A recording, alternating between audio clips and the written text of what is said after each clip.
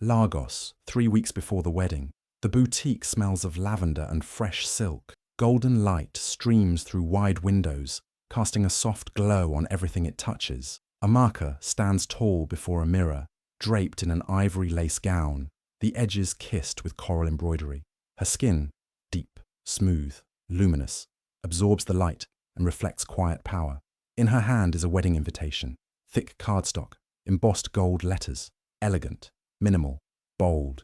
Her voice, smooth and calm, breaks the silence. They said no man would want me. Too dark, too bold, too different. But here I am. She runs her fingers across the edges of the invitation. Her reflection doesn't flinch. She's seen worse than judgment. A flurry of flashbacks. Age 15.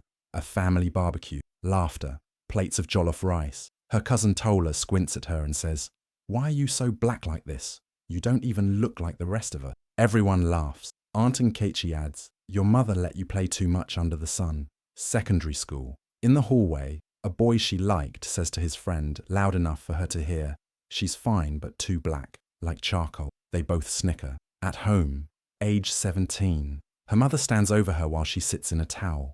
Gently but insistently, she rubs bleaching cream into Amaka's arms. "Just to tone it small," she says. "You're beautiful, but men like lighter girls." The memory burns. We snap back to the present. Amaka, now composed, elegant and calm, steps out of the boutique and into her car. Cut to Aunt Nkechi's sitting room. Leather couches, TV muted, the sound of someone frying plantain in the kitchen. Aunt Nkechi is wiping her reading glasses when the doorbell rings. She opens the door to find Amaka, regal in a peach blouse and wide-legged trousers, heels clicking on the tiles. Amaka offers the invitation. Aunt Nkechi hesitates before taking it. She scans the front. Her jaw slackens. "Your wedding?" she asks, blinking. Amaka nods, her voice cool but without malice. "Yes, Auntie. I thought you should see what rejection built." She smiles, not to gloat, but to claim something she was always told didn't belong to her. She turns and walks away, each step silent, deliberate, unbothered. Inside, Aunt Nkechi slowly lowers into her chair, the invitation still trembling slightly in her hand.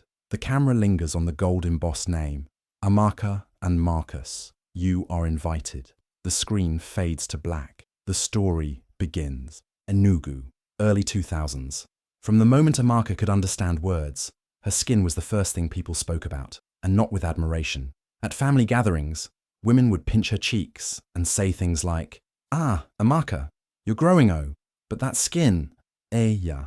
At home, the favoritism was not subtle. Her mother, Chinyere, a fair-skinned beauty who held on tightly to her looks and what they had once gotten her, poured affection onto Amaka's younger sister, Adaora, fair and fine, as everyone called her. Adaora's hair was plaited carefully, her clothes picked with thought. She got the first plate at dinner, the better share of chicken. When visitors came, Chinyere would call Adaora out to serve drinks with a smile and say, "Isn't she just like a doll?" Amaka stood to the side, holding the tray, her face unreadable. She learned early not to expect praise. She only heard, "Dark like her father," or, "You should try that cream I gave your mummy. You glow more." But Amaka excelled in school. Numbers made sense. Equations respected no skin tone. She found peace in formulas, safety in books. Teachers loved her for her focus, her maturity. Still, beauty. No one said that word around her. University brought its own version of cruelty. Her roommates whispered about her village legs. The boys called her black coffee and laughed. Some flirted with her in text messages, came to her at night like moths to a flame, but by daylight acted like she didn't exist.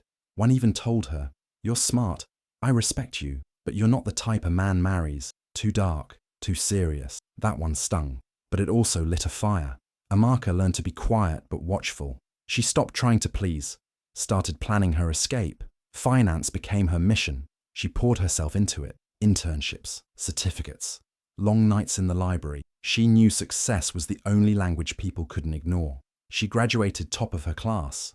No one clapped for her at home. Her mother only asked if she would help Adaora find work in Lagos. So she left Enugu with a single suitcase and zero expectations. Lagos became her rebirth. Now, at 28, Amaka lives alone in a small but elegant apartment in Lekki Phase 1. Her mornings begin with coffee and the Financial Times. Her closet is filled with neutral-toned suits and clean-lined dresses. Her skin, now proudly unbleached, glows with deliberate care. Not to please anyone, but to honor herself. She is an investment analyst at a boutique firm in Ikoyi, trusted by clients twice her age. Her boss calls her the brain of the building. And then there's David. David is everything they told her she couldn't have. Kind, introspective, grounded. A software engineer who grew up in Ayagunle, raised by a widowed mother who sold firewood and dignity. They met at a tech seminar. He noticed her intelligence first, then her laugh, then her eyes. Skin didn't scare him. But David's mother, Mama Gloria, wasn't so open-hearted. The first time Amaka visited, Mama Gloria stared too long. When David left the room, she leaned closer and said in low Igbo, "You're a fine girl, but you're too dark. I just don't want my grandchildren growing up like this, eh? You know how the world is." Amaka blinked. "Excuse me, Ma." Mama Gloria folded her arms. "David is soft. You're too forward, too proud. You'll bury him. You Lagos girls, especially the dark ones, too sharp." It wasn't the first time Amaka had heard this kind of rejection, but coming from David's mother hurt in a new way. This time, love was on the line. When Amaka told David, his eyes clouded.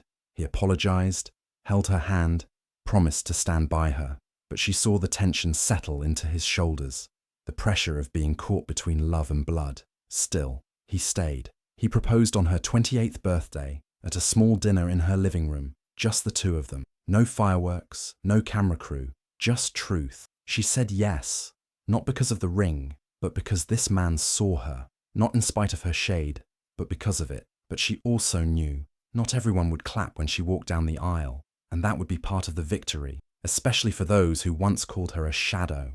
It was a warm Sunday afternoon in Surulere, and the Olatunji family compound buzzed with laughter, jollof rice smoke and gossip. Plastic chairs lined the corridor, children ran barefoot, and older women stirred pots while men sipped molten beer under mango trees. Amaka had taken her time getting dressed that morning.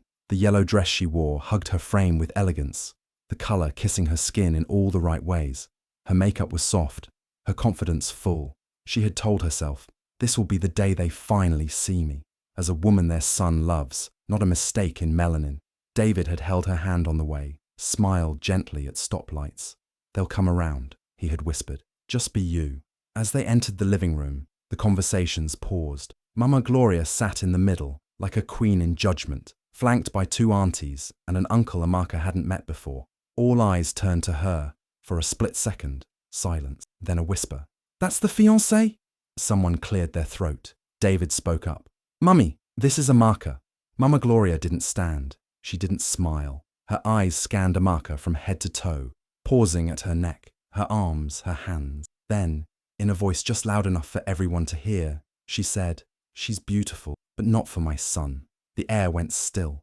Amaka felt it before she fully understood it. "I don't want dark grandchildren," Mama Gloria added casually, as if announcing the rice was too salty. "We've suffered enough in this family. I want light, peace, not fire." There were small gasps. Someone tried to laugh it off. One of the aunties murmured, "Gloria, please." But the words had already landed like stones. Amaka looked at David. His face was frozen, eyes low. No words came from his mouth. He didn't touch her arm, didn't call out his mother, didn't say her name. She felt her body go cold under the warmth of that yellow dress. She swallowed, nodded, and softly said, "Excuse me, please." She walked out of the house without another word. Outside, in the car, the Lagos heat pressed against the windows. David followed moments later, sat beside her, silent. Amaka stared ahead. Then she spoke, her voice low but steady. "It wasn't your mother's words that cut me, David. It was your silence. That was the real betrayal." He opened his mouth, then closed it. He had no answer. His hands sat useless in his lap. She removed the ring from her finger, placed it gently on the dashboard. "I won't beg for love," she whispered, "and I won't shrink so your family can feel tall." She opened the door, stepped into the sunlight, and didn't look back. In the days that followed, the fallout was swift and loud. Amaka didn't post anything online, didn't explain to friends, but somehow the story spread, twisted, chewed, regurgitated by those who hadn't even been there. David's cousin posted a vague Facebook status. Some girls forget beauty isn't enough. Humble yourself before elders. Her own cousin shared a meme. Dark girls stay angry. Then Adaora, her own sister, dropped the final knife. A filtered photo of herself with a cocktail in hand and the caption, "Fair queens stay winning." It went viral in their small circle. Amaka saw it on a Wednesday evening after a long day of meetings. She stared at the post for a long time, thumb hovering over the comment button, but she never typed. Instead, she closed the app, folded her phone, and walked to her mirror. She looked herself in the eye. She didn't cry. Not anymore. She just whispered, "They'll watch me rise." Every last one of them. Amaka poured herself into work, the way some poured into prayer, fully, obsessively, as if redemption could be found in deadlines and spreadsheets. Her office in Victoria Island became her haven, her war zone, and her sanctuary. She came early, stayed late, and never lingered in the hallways long enough to be asked how she was doing. She deleted her Instagram, blocked David's number, blocked Adaora too. The silence helped, but only slightly. The betrayal had left an echo in her body. Her stomach clenched at small comments. Her chest tightened when she passed by bridal boutiques. At night, she lay in bed thinking not about David, but about the small girl she once was, sitting on the floor while her mother massaged bleaching cream into her arms with a dismissive sigh. One Sunday morning, her mother called. Amaka hesitated before answering. "Amaka." Chinyere's voice was sharp, nasal, without affection. "What happened with David's people?"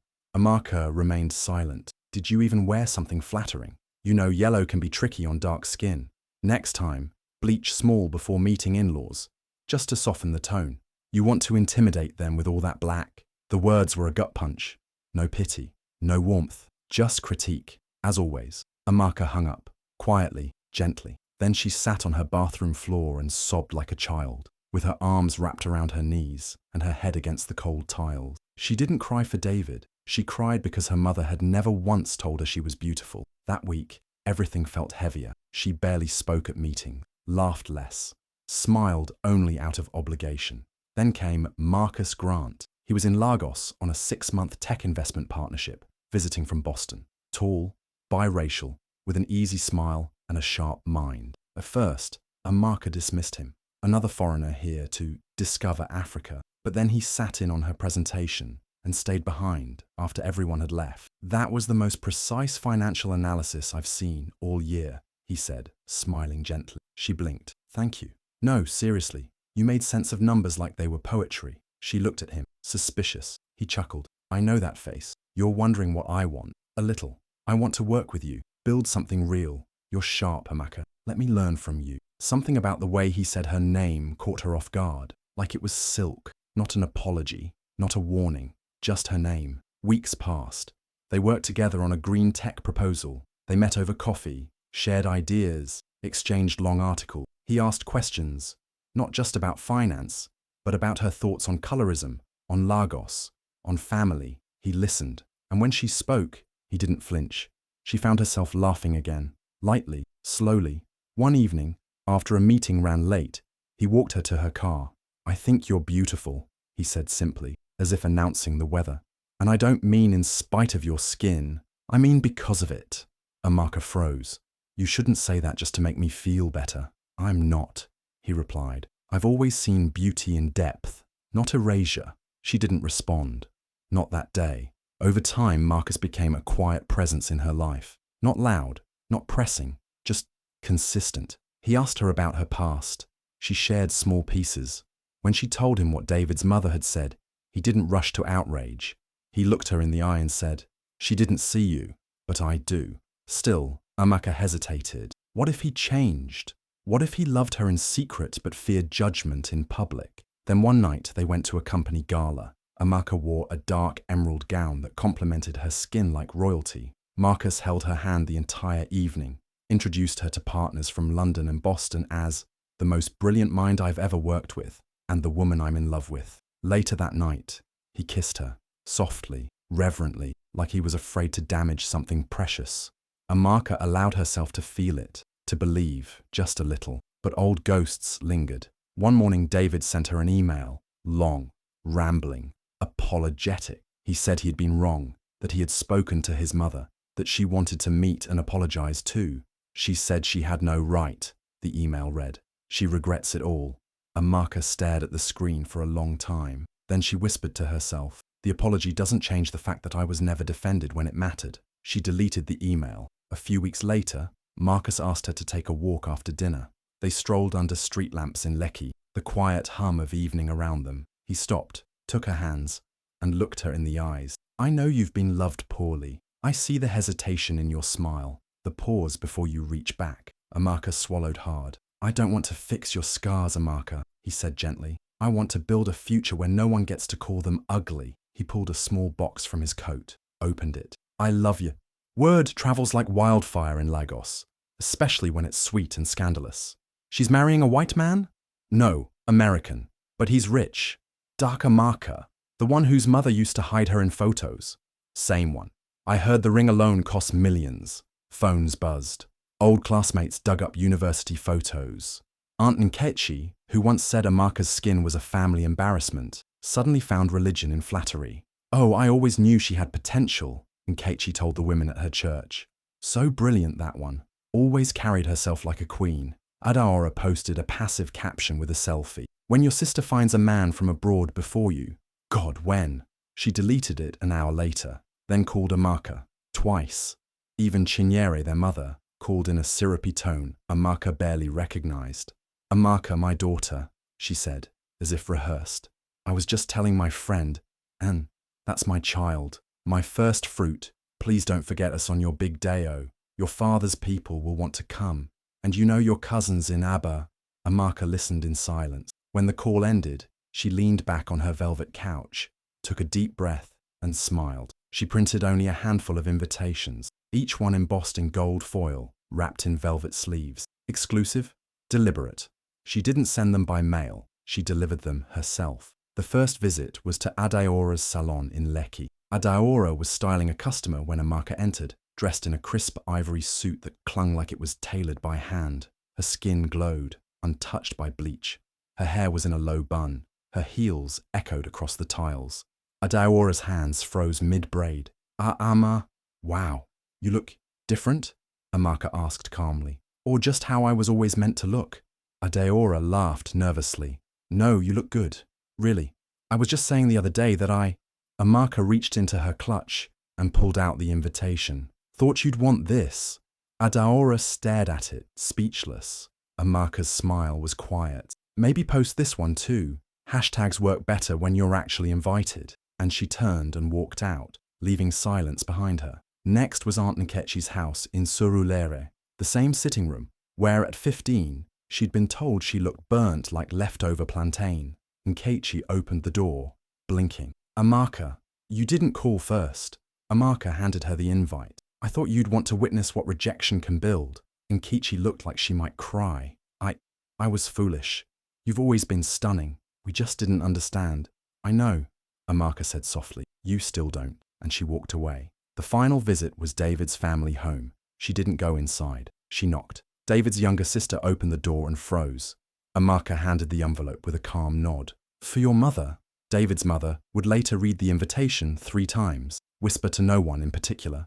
A queen. She really became a queen. The day arrived like something out of a painting. The ceremony was held at a private beachfront villa in Lagos. Small, intentional. No Instagram influencers or social climbers. Only those who had loved her openly. Amaka wore deep gold lace, hand-embroidered with coral beads and Swarovski crystal. Her head wrap stood high like a crown. Her skin was rich, luminous, untouched, and unashamed. Marcus stood at the altar, wearing a white agbada with gold embroidery. His eyes never left hers. As Amaka walked down the aisle, the wind lifted her veil like a whispered prayer. From afar, beyond the gates, hidden among curious onlookers, David stood behind the tinted window of his car. He hadn't expected the sight to hurt this much, but there she was, elegant, radiant, and claimed, not hidden, not apologized for, celebrated. He blinked hard. A slow tear traced his jaw as he whispered, voice raw, I let my fear make me lose her. Inside, Marcus took Amaka's hands. You're more than everything they said you weren't. And with that, she said, I do. Not just to Marcus, but to being seen, to being chosen, to loving herself loudly. The sun rose golden over Accra, pouring warm light into Amaka's new office, a sleek glass building just off Independence Avenue. Her name was on the frosted door, beneath the firm's bold emblem, Eben Capital, women investing in women. Inside, the hum of ambition thrived. Young women in bold Ankara suits, laptops open, ideas flying across the open-plan space. And at the helm was Amaka, not just the boss, but a symbol, a standard. Marcus watched her from a distance sometimes, quiet pride in his eyes. They had built this together. Not just a business, but a revolution. Amaka was no longer hiding from the world. She was reshaping it. Her first TED Talk, Unlearning Rejection, was filmed in a vibrant hall in Cape Town. She walked onto the stage in an emerald green jumpsuit. No makeup other than red lipstick and joy. "When I was 9, she began, "my aunt told me no one would marry me unless I toned a little. At 15, my mother rubbed cream on my arms while I slept. At 22, the man I loved stayed silent while his family mocked me in front of him. I thought their silence defined me, but rejection isn't the truth. It's someone else's fear dressed as advice." The crowd had leaned in, then they had risen to their feet. The video hit 5 million views in 10 days. She was invited to panels across Africa, featured on Forbes Women Africa, BBC Africa, even Ebony. But more important than the fame was the ripple effect. In Enugu, her younger cousins began to speak up. "I want to be like Auntie Amaka," one of them told her mother, defiantly pushing away a bleaching cream bottle. "She's smart and dark and fine." Amaka started the Dark and Glorious initiative quietly. Just a few girls at first, shy, unsure, but as they sat in her office, eating puff-puff and sharing stories, something shifted. They listened as Amaka spoke about power, choices, and beauty that couldn't be washed away. She gave them mirrors, real ones, and made them write love letters to their reflections. A year later, the program had grown to 5 cities. One evening, her mother called, not for money, not for photos, just to talk. Amaka listened, let her speak. The tone was softer now. There were pauses, hesitations, a kind of slow reckoning. "I didn't know better," Chinyere finally whispered. "I thought I was protecting you." Amaka exhaled. "You hurt me," she said gently. "You let others hurt me too." "I know. I see it now." There was silence, not tense, but open. "I want to be in your life, Amaka," her mother. "Properly." Amaka nodded, though her face remained still. "You don't get to rewrite the past, Mama, but you can change the way you act in the present." They agreed to try, slowly, with boundary. Not all stories end with healing, but some begin there. And Amaka, she wasn't seeking approval, and she had found something richer than that. Her voice, her vision, and a generation of girls now staring boldly into mirrors, knowing they were more than enough, exactly as they were. The envelope was soft pink with uneven handwriting. Amaka slit it open gently, unsure of what to expect. Inside was a letter, folded twice, ink smudged at the edges. "Dear Amaka, my name is Zara. I'm 14. I used to cry a lot about my skin. I would scrub and scrub because my aunties said I was too dark to ever be pretty. One day I searched 'How to be lighter' on YouTube and instead found your TED Talk. I watched it 5 times. Then I looked at myself in the mirror and for the first time, I smiled. I just wanted to say thank you because now I don't want to change who I am. I want to grow up to be like you." Amaka blinked quickly, her throat tightening. She folded the letter carefully and walked to the living room, where a wooden box sat on the shelf beside her wedding portrait, one of those hand-carved Ghanaian keepsake boxes. She opened it. Inside was her old wedding invitation, the one she had handed to every doubter with a calm smile. She placed Zara's letter right beside it. Then, barefoot, she stepped out onto the balcony. The sky was drenched in honey gold. Accra's rooftops bathed in the light of a setting sun. Marcus joined her, wrapping an arm around her waist. She leaned into him, quiet, for a long while. "Funny," she said softly. "They used to say I was too dark to be seen." Marcus turned to her, kissed her forehead with gentle pride. "Now the whole world sees you." And they stood there in silence, the kind that feels like a rival, watching the sky carry the past away, one glowing second at a time. Hi besties, thank you so much for watching to the end. Please remember to like, comment and subscribe.